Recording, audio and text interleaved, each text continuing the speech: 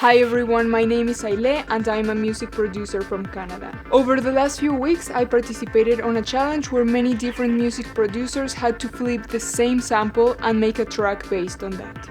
This is part 2 of the production breakdown of my track Artifact. On this video I'm gonna go over how I made the beat, as well as the ambience, transitions and ear candy from the original sample. Let's get started. Just for context, once again, this is the sample that we all had to work with.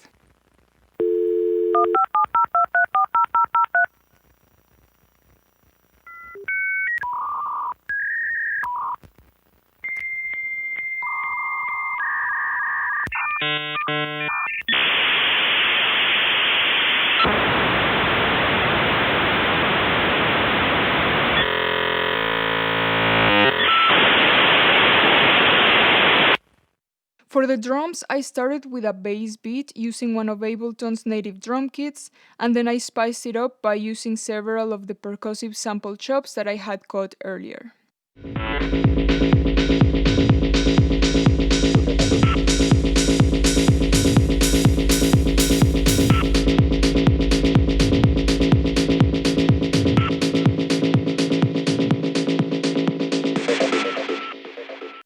And as far as processing, it's very simple. Just some EQ to clean up as needed, a bit of saturation, and compression wherever needed.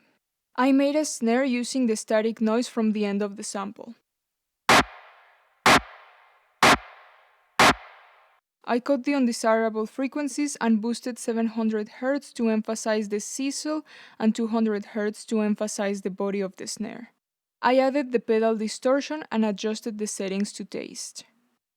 Then I made this glitchy feel using 3 layers of samples. The first layer is a closed hi-hat sample from Ableton.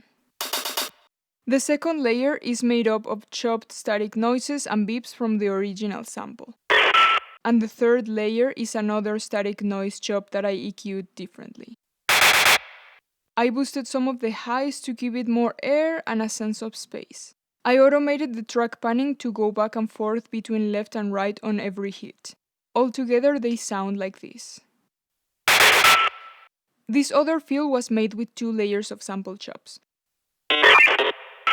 The first one is this pitched noise,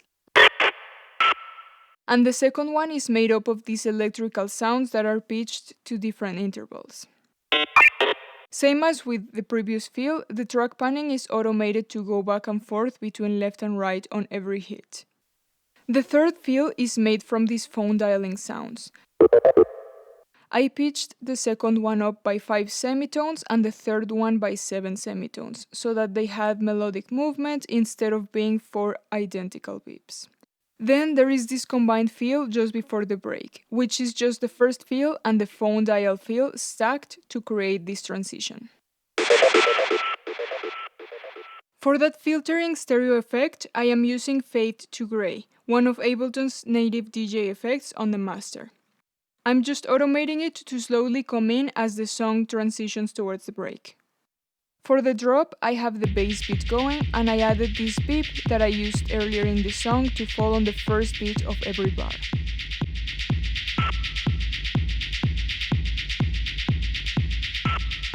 And then this glitchy rhythm pattern made from other textural sample chops. Altogether, they sound like this.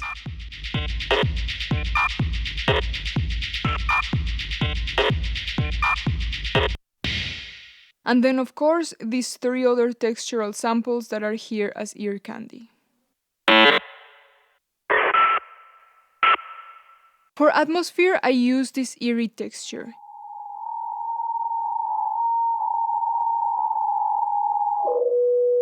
It's taken from the stretched version of the sample and pitched down by 12 semitones. These noises are another sampler instrument that comes from this part of the sample. This was created early in the process when I was making all the other instruments. I tried to add as much sustain as possible to see if I could create a synth with it, but the nature of this particular chop didn't really yield anything that was as pleasant as the other instruments. I placed an arpeggiator in front of it to get some rhythm on the notes I programmed, and I didn't mind the result, so I kept it as ear candy.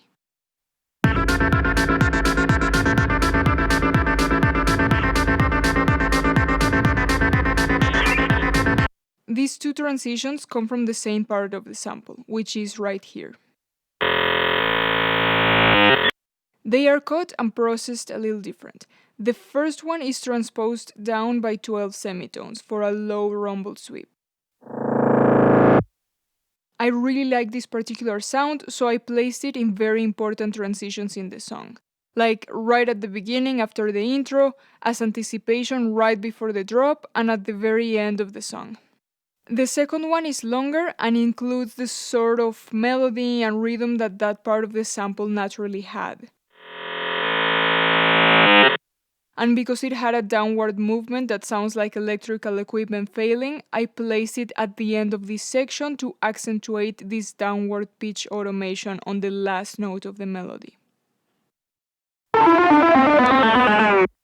Together, they sound like this.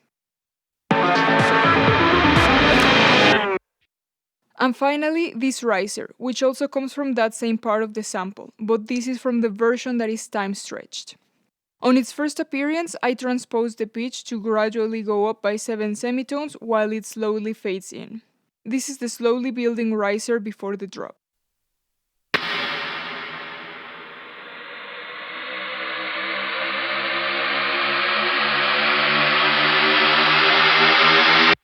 On its second appearance, I did not transpose the pitch, rather I automated a reverb with a long decay time to turn on after the sample fades in.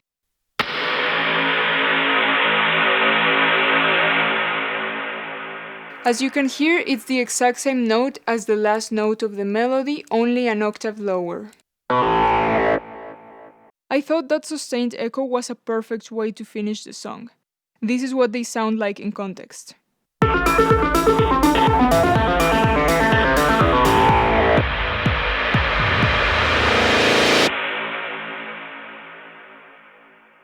I hope you enjoyed my track breakdown. In case you haven't seen it, on my previous video I went over how I sculpted all the different playable instruments in the song from the original sample. You can also listen to the full track right here. If you'd like to subscribe, I would very much appreciate that. Thank you very much for watching, and I'll see you in the next video.